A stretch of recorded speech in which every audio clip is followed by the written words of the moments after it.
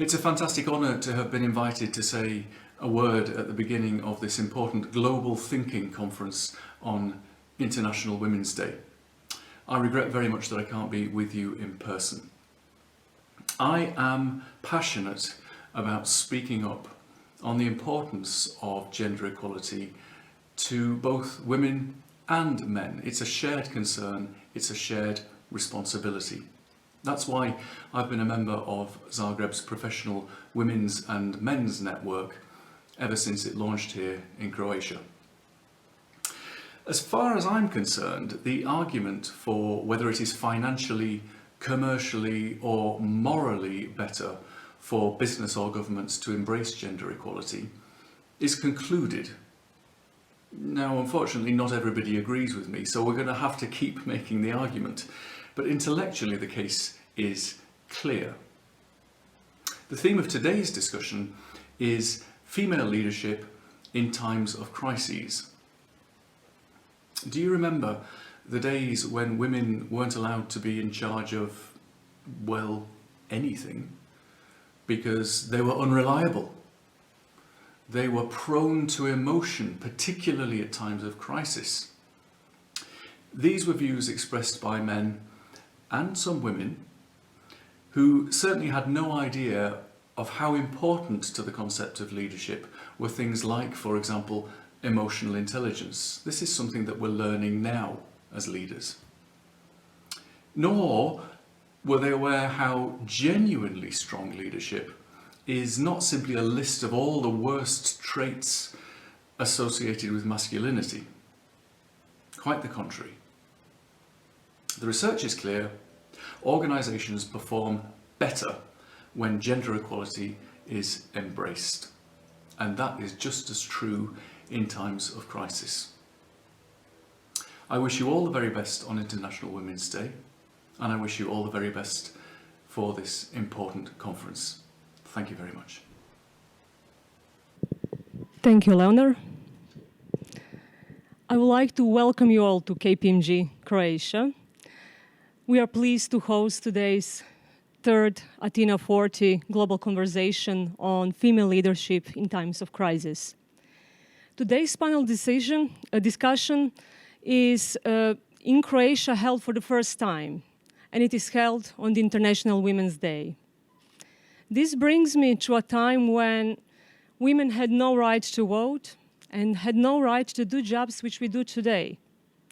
We are very proud of one of our KPMG founders, Sir William Barclay Pitt, who was fighting for the right of women to become accountants, to do our business which we do today. At the time of the First World War, women in Britain had no right to vote, but he was fighting, and he actually delivered a speech to Winston Churchill requesting that women are accepted to the profession, accounting profession. He failed at that time. However, shortly after the First World War, this initiative becomes successful, laws are changed, and Mary Harris Smith becomes the first female chartered accountant in the world. Today, women and men are equally represented in the accounting practice. At KPMG Croatia, we have 50% women, 50% men. On management level, we have even more women than men. However, what still needs to be improved overall in the accounting practice is number of women on top positions.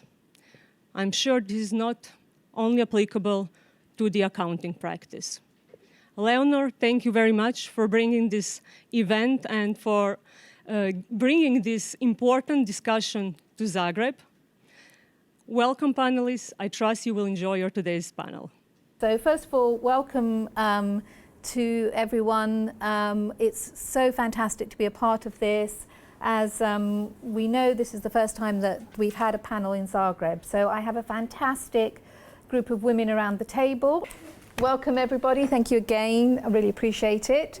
I've got some questions that I'm going to ask you all. And then if we sort of hear something interesting, I might pop in and say, oh, that's a very interesting comment. Can other people also comment on it? Because I want it to be a discussion rather than something stale. So I'm going to start actually with Ivana and Victoria and ask you, what do you think we can do to encourage women's leadership skills, especially in industries where there are fewer women's roles or fewer senior women, as we've heard earlier on from Christina? So, for example, what is the role of mentoring? What other things could we be doing? If we all had a crystal ball and could say what exactly is needed in order to change the world, in order to change the situation where we have less women in leadership roles, I'm sure we would be all very happy. Having said it, all of us have an opinion on the subject. In my view, I think it's down to the society as well as to women themselves. On one hand, definitely we need to have the enabling environment. We need to make sure that the society is ready and is promoting the idea of women speaking up, a woman taking the courage to come outside of the safety net and really look for other opportunities in life, and then eventually get into that leadership role. But predominantly, if we are not having the situation in a society which enables young girls and then women to do that, we cannot even expect that we will see more women in leadership roles.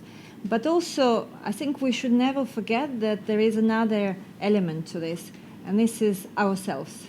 This is each and every of us as individual, and I think this is much harder sometimes probably even to achieve than changing the way the society looks at women, because we have a lot of encouragement all around us, and while living in London I could see so many women being encouraged from the very young age to be part of the productive workforce, to be courageous, to take risks, but yet still, even in England, we have the same situation where there are not enough women in leadership roles. And in that context, I think mentoring and supporting women all along their career, all along from the very start of their childhood, I would say this is extremely important. And I would probably stop here because I'm sure that Ivana has a lot to contribute on the subject. Leonard, thanks again for inviting me on this subject, and I have to say that I really agree with everything what Victoria said. However, I don't see a change which is really happening, and this is why I started advocating women's rights, because I'm working in business for over 20 years. I'm CEO for more than 10 years, and I have to tell you that there are less and less women sitting at the table, at least in my environment. So I think support and everything is nice, but if we want 60% of the students who are finishing faculties and are female in Croatia to take serious, to have really opportunity to take senior roles, then I think that politics need to get involved much more. They are not interested in the subject at all. And I really think that it should be one of the main developmental goals of our government and economy minister, social policy ministers, because the measures they are implementing are mainly encouraging women to stay home, not to go to work, and they are just creating worse and worse situation. We may come back to some of those issues. I'm going to ask Stephanie and Katerina now to sort of talk about, because we've learned about how things seem to not necessarily be going as fast or as well as we'd all want. So what have kind of been some of your personal challenges, biggest challenges and lessons that you've learned thus far, and particularly around the pandemic, because it's quite interesting to, there's been reports about what, women's roles and how that's been sort of managed through the pandemic. So I don't know, Stephanie, do you want to sort of start that? I'm going to look at things from two sides. One from my end personally as a mother and a working woman, and the other as a professional. So as a mother and professional woman, the main challenge was actually coordinating everything and staying sane. So the homeschooling, the emotional labor of actually dealing with the concerns of everyone in the family, as well as my own personal concerns, while trying to meet deadlines, because I wasn't able to just shut off the work, since it was really critical to the welfare of others.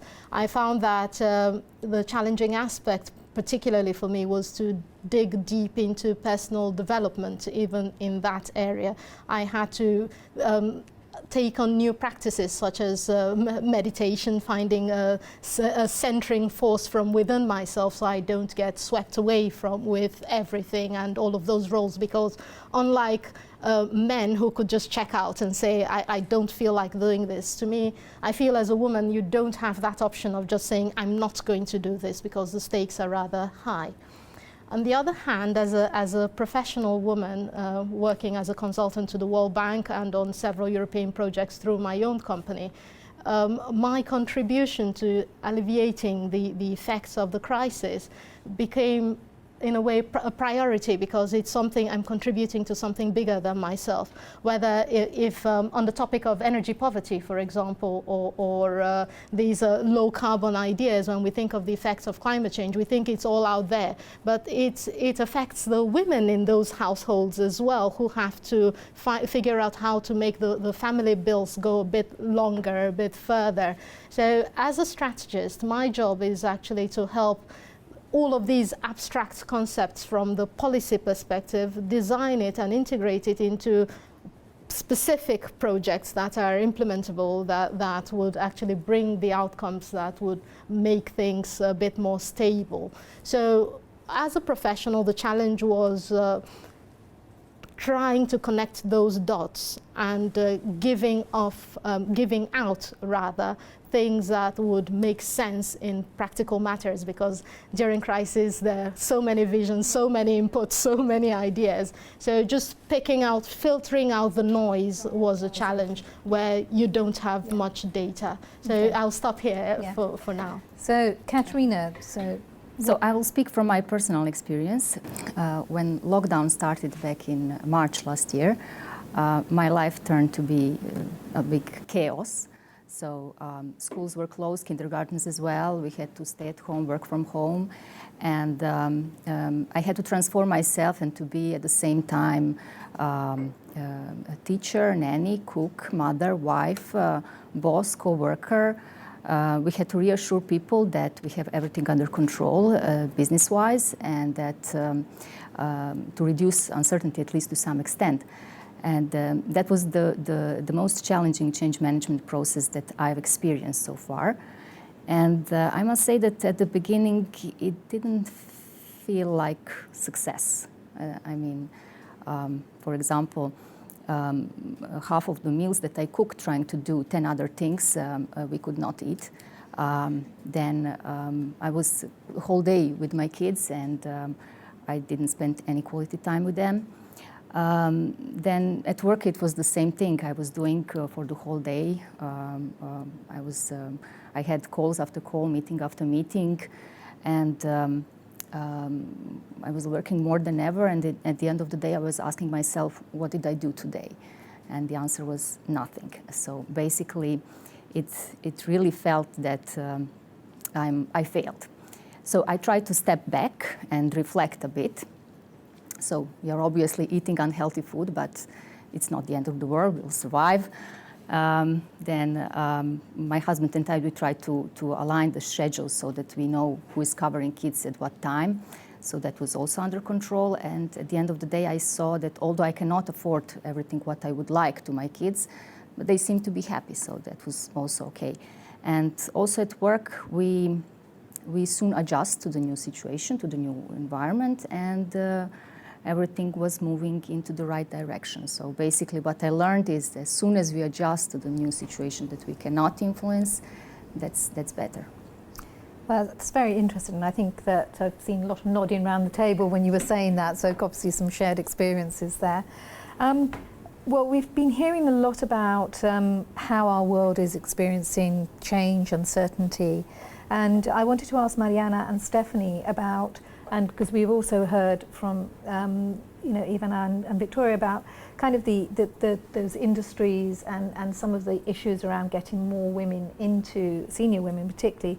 So how can we encourage more women into industries where there may be a low sort of level of senior women, and how can we have these women having an influence. So perhaps Marianne, if you want to start first. The thing is that, as Victoria said at the beginning, we all have opinion on that because we are all here because we are doing something. As Ivana said, I wasn't satisfied. I see less and less women. This is something that proved to be true, like Selectio issued the new women on board index on joint stock companies for Croatia. So we improved in a way that we got back to 2019. That's not improvement, but it's still improvement because we are not scaling down, but it's horrible.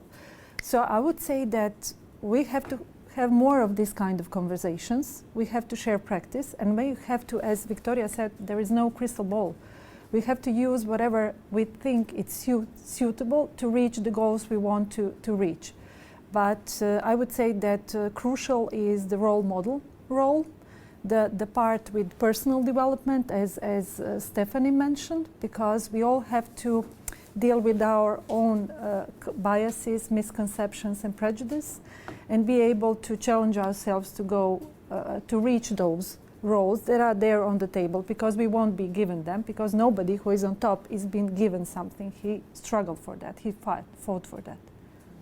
Well, my input here would focus on the fact that among the job losses, this pandemic, yes, we can say it affected everybody. Well, we should know that it hasn't been gender blind. So among these job losses, a study done by the World Bank last year in April 2020 in Croatia showed that for the people that have lost their jobs, 60% of them were women compared to 44% of men. And of those women, the chances of them going back to work are slimmer as time goes on. So it's not the fact that to inspire women to move. Women, we have way too much on our plates. And of all of those things, it's that primary care to relatives and children and dependents, because we've been socialized to do that. That will always take precedence.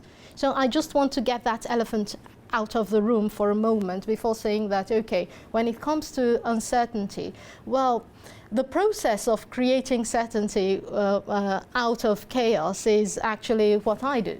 That's my primary task, and that is taking available data and trying to forecast trends and bring in what the actions that you can take now to reduce it. I would suggest that what's required right now is speed of thought, ability to process information faster, and acting even if you fail. Just show up again and try something else. And that is more of an inside job. So I would advise any woman thinking to do something to just do it and not try to say, okay, I'm going to do it so that I'm influential. No. I think that's the wrong message. I think you should do it because you want to be a part of the solution, and the status quo is no longer an option. So when every major change has happened through the past 200 years, it's by women individually and collectively saying, we're not taking this anymore. And then you can always make that positive change forward. Otherwise, it's not going to happen. We can just keep talking and having a drink somewhere. Well, I quite like your comment about this, the status quo is not an option. And so that sort of brings me to my next question, which I'm going to ask Ivana and Victoria to answer, which is this pandemic could be an opportunity to reset how things are done. People are thinking differently. So, can we use this momentum of wanting something different, of wanting a change that has been created by this pandemic to kind of, as Stephanie was saying, to sort of push women forward, to push women more into kind of being an influential voice and doing things. So what are your thoughts? Perhaps Ivana, if you can start with that. I'm a big believer that the crisis is also opportunity for advancement. Unfortunately, I don't think that this pandemic will bring the results in terms of women's rights so soon, because as everybody said, we have a lot on our plates. But something great is really happening, for instance, in financial industry as a consequence of the crisis in 2008. Because then the legislators realized that big part of the problem was taking too much risks in financial industry. And what they did is they started softly putting into the recommendations or the laws, especially for financial industry, that they need to be gender balanced. because they realized if they have more diversity in the boardroom, that the risk profile is totally different, that companies are more resilient and so on. And I think this is slowly bringing change. For our companies on the stock exchange, we have a new codex, which we did with the help of EBRD here in Croatia and our regulator, which is asking for the boards, if they are not having balanced gender diversity in the board, that they need to explain how they in which time they plan to overcome it. And I think it will be really, it will start to be a problem for them, because if each year they are going to report, nothing happened, we didn't do it, and so on. Now it's just started to be a subject somehow, and I really think this might change the way things are done. Excellent. Victoria, what are your thoughts? For me, there was an interesting discovery at some point that Chinese word for crisis has two sides, right? One is danger, the other one, as many people think, opportunity, but it's actually not opportunity. The real meaning of it is a change point, which means that, okay, we are now within the crisis that nobody could ever predict. It's global, and it touches every single level of whether it's a human life, whether this is a society, whether this is the policy making. So the change has never been as present in our lives as it is today. Do we really think that change will happen? Actually, I think that there are certain things that will change, some others probably won't change as fast. But at the same time, it's also quite known that women tend to perform very well when there is a crisis. And women very often are being put in the managerial or leadership jobs when there is a crisis. Yeah. There is this concept of this glass cliff, right? Whereby a woman is being put to sort things out. This is how I became CEO, actually. You see? Yeah. And guess what? My career as a director initially started as well when there was a crisis and somebody had to be put forward for 6 months to fill in the gap, to manage 60 people, and why not picking up this person who is great?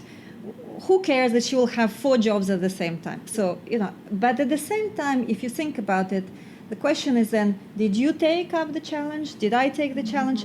Did we all think about this? Great, this is an opportunity. And I think this is really the tipping point. On one hand, that the opportunities for women to step up is there. It's probably one in our lifetimes when this opportunity is there. Will more women step up? We're yet to see. I think the momentum here is really to encourage women to do that, and this is what we individually, what we representing companies can do. And I think this is really where we should not just talk, but do something. Exactly. Making sure that those women who can step up, whether this is middle management, whether this is leadership role, encouraging sometimes as well each other. Because sometimes, and I do notice that women, even in leadership position, they also need sometimes a push, and they need to be told, okay, now you go for it. And I think this is really where we can still see the change, and now as never before. Can I just ask you a supplementary question, because I thought it was so interesting what you both said. Is there something about, when you sort of talk about, giving women a push and stuff, is there something about, perhaps we are too soft on each other? Should we be a little bit more sort of challenging of each other? Is that something? So, you called it giving women a push. I mean, I would say that, for example, when I talk to my team, I'm often struck that I have to say, no, you can do this. Go, just go do it. Don't come to me and say I can't do it. Come to me with a solution, and then they often do come with a solution. Is that something that? Yeah, but the question is whether, if you were a male boss, if you would wait or have the patience to convince your employee that she can really do it. Once I was teaching about the female leadership, and then at the end, one of the colleagues, which was male, he asked me, what else you can do as a females to take the role? I said, look, we did everything, now it's your role. And this is why I think we need more men who understand they can use the potential better if they structure their thinking and get the best from their team, no matter what And it's also sex they their are. responsibility.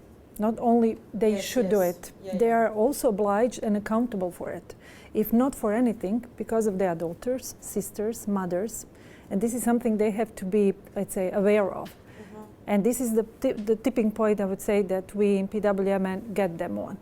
Well, it's always like you show them the numbers, because the numbers are, as Andrew said, you can't argue the numbers. When you have inclusion on any kind of racial, religious, gender, whatever, it works better because you get more people on a pile, more wise men are working and women on that. But when you get to emotion, and it's about emotion because it's about personal prejudice, about biases, misconceptions, and they are not used to arena of open dialogue. They are not used to that. And we try to, create atmosphere where they are allowed to say anything, even rude jokes, just to challenge why they are saying that and to make them aware it's wrong way to do that. Because in that way, because they are just joking, they are basically demotivating female members of their team. And they are responsible because those ladies are not being advanced, because they are not showing, maybe they, as you say, they committed on a joint stock, on a level of codex, and they said it, and they do it every year when they report to their shareholders. But they don't do it as walk the talk. And this is something that we had a strategy meeting like 2 years ago, and Andrew said a tremendous thing for our association, like there are 3 kinds of men there. And there are ones that understand where we are now, and we have to get them on board because they are our best ambassadors. There are those that are in between, that can be taught, let's say, and that can be held accountable. But there are those that can't be used, and we have to avoid those. And I was like, really? And then he said, yes, I'm a man, I can say that. But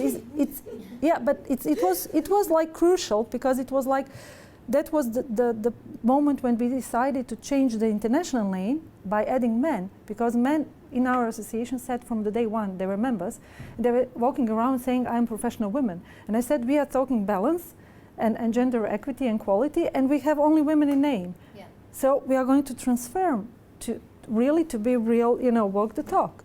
So it took us like 2 years from that strategy meeting to January this year, actually, to get the new logo. I'd like to come back to that and the role of men, but can I speak, perhaps, Katarina? We've heard about some of the emotion, and I think that word has been used a lot, which is fantastic. Can you sort of, we heard Her Royal Highness talk about empathy as well. What are your thoughts about empathy and leadership, and what are your thoughts about, is it important, particularly in a time of crisis? In times of crisis, management of the companies are often focused on keeping profitability levels, keeping stability as one and only goal, which is also important because without that we wouldn't have food on the table. But in times of crisis, like COVID pandemic, and in Croatia, unfortunately, we had 2 strong earthquakes. People feel anxious, nervous. They are scared for their lives, for their family members, for their health, and they cannot think and they cannot concentrate properly on work, so work effectively. So that is why it is important that we show them that we care, that we understand their fears, that they come first. And basically they need that to feel that we understand them, and to show them empathy and compassion. And that will, of course, create trusted relationship, which once created can motivate people, inspire more loyalty, productivity, and move organization forward. Fantastic, thank you. Perhaps, Marianne, if I come back to you later on this, and I'm going to go back to Victoria Ivana to ask about kind of we've talked about. I've been hearing Stephanie talked about those assumptions, and so did Marianne, about the assumptions, the biases that we may have ourselves. But what have you experienced as senior female leaders in financial services, which is obviously, traditionally been seen as a very, there's a perception that it's a very male-orientated sector. What kind of, have you experienced any particular assumptions or biases that you feel you've overcome, you feel still need to be overcome? What are you, Victoria, I'm going to start with you. Maybe I will start here. So I think from my perspective, I'm definitely very privileged to work for an organization which takes the gender diversity very seriously. So working at EBRD, you really don't face those issues as women face probably in other organizations across the countries where we operate. So being within already leadership, managerial and leadership role, the real challenge is, and I'll go back to the same point that I was making before, is deep down in yourself. What is it that you want to make out of this leadership role? Will you be prepared to lead and inspire other people? Or will you be taking just your own role as a manager and just do the job? And at the end of the day, this is it, what you are for there. So from my perspective, I think the challenge is really to make sure that you can see through the eyes of the others what is it that you can contribute to the society, what is it that you can contribute to the other people working for your teams, and how you can continue inspiring others going forward. Speaking about financial institutions, I would not really say that banking is a male-dominated world. Yes, maybe investment banking to a certain degree, I would say definitely is. Banking as such really has quite a lot of women, but then still, for one reason or another, not as many on the top. On the top, yeah. In my case, so I don't work for an organization like EBRD that really you can feel in the EBRD when you come into the office that it's very diverse organization. So my biggest problem was, and I was much more nervous about that when I was much younger, it was a boys' club, because they don't invite you to boys' club events because I don't play football, or I don't drink as much or something like that, and I was very depressed about that. However, later on, when they started calling me, because I simply, I was so long around that they couldn't avoid me, I figured out nothing really interesting happens there. You should just forget about it, and if you are really depressed about it, just start your own club. Oh, well I mean, done. yeah. I mean, we can also have female clubs in which we do very powerful talks, or we can connect on a totally different level. And that was maybe the biggest learning from my side. Fantastic, I love that. Okay, so just finishing off, and I may come back on the issue of men, because I think it's quite interesting that we're discussing that on International Women's Day. But Stephanie, Katerina, Mariana, perhaps you might want to share with us, what do you think are the biggest challenges for kind of the new generation of women, the young girls, and obviously, and very, very young, the children, obviously kind of the CEO of the Montessori Group, education and particularly the education of young girls is something that we take very, very seriously. So perhaps, Katerina, shall I start with you? The key challenge for new leaders, female leaders, is and remains work-life balance.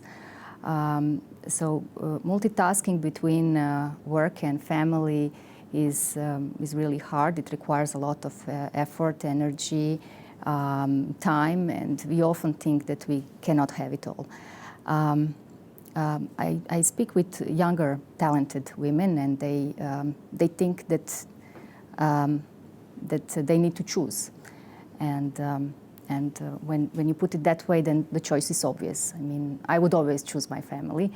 But we need to show them that there basically is a third path, and that is, I would like to use this slogan, choose to challenge. So basically, it is hard. We will not feel successful at all time in all fields, but that is not something that should prevent us to follow our dreams. I agree with you completely. I would say that the key point is to stay focused in order not to regress. We achieved a lot. You remember that, I think it was 1857 when those ladies in New York collected and basically said we want better wages, better working conditions, and then it took them like 60 years until they went into the streets and did the first protest. And this is the reason we are celebrating International Women's Day. I always, when I started the story with PWMN, I was always trying to find intrinsic reason why I'm doing that, because I didn't have any bad experience. And I went to MBA, and there was a lady who was doing the business communication module, and she had a whole day about prejudice and biases. And one of the prejudices was gender and bias. And I was like, I don't have it. I haven't experienced it. And then I realized I do have it, because there is Harvard implicit bias test, and if you do it, you will see that we all have it. And it's embroidered in our DNA. It's awful, but it's there. Even the former PWN president, Sonia Richardson, who is like living with a partner, having 2 kids, and she was like epitome of not having bias. She said that when she did the test, she was a little bit to the right, and she was like, I'm not that woman, but that's something that's within us. And I would say that it's really crucial that all the ladies and all the men realize that this is not given. This is something that was literally blood, sweat, and of all those before us. And this was my intrinsic reason, that I don't know, if you believe in heaven or whatever afterlife, this is something that I felt like I'm so privileged compared to my grandmothers, both grandmothers, and compared to my mother, because everything they did, I'm in a position to do that. I'm in a position to finish the law school, to be equity partner in one of the biggest European law alliances, to do whatever I wish, to travel around, to do my own budgeting, not to have the man because I have to have a partner in my life, but because I choose somebody who completely corresponds to my value. And it was a huge privilege and a realization that I had to do it, and this is my intrinsic reason. And this is something that I really want that we make our kids aware of, because if we don't focus on that, we will regress. And the numbers that we show, we see in this Selectio, we are kind of species that we have to do the measuring and reporting in order to be able where we are standing. I would say like that. I would just shortly add that I think we are doing something right, because the newer generations, when they are coming, the young girls and boys, actually they are young men and women, they totally don't have this set of glass ceiling, or they would choose between male or female to invite for lunch and so on. So actually, I think education, we are maybe giving better values to our children than we are living at the moment, which is normal in a way. And I'm very happy to see that. They are very natural in this, actually. Well, I'll just like to make 3 very quick points, okay? Because since Leonor so divided everything very nicely, women on our level, the younger ones, and the really young, I'm going to make a point for each of those. So on our level, for those women, I'll just say, please ask for your money. Price your work properly. Just stop undervaluing yourself and your own work, because we tend to be afraid of what people will think. Am I asking too much? And you just give away services for free. Ask for your money, full stop.